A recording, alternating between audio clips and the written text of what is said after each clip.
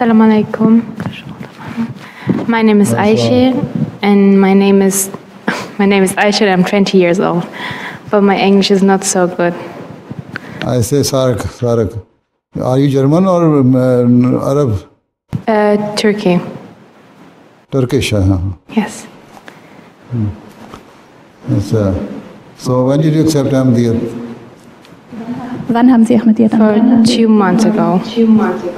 2 months ago, why?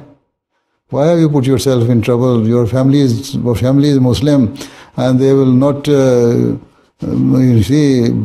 will not be happy on this action. They will put you in trouble. You will have to face hard time.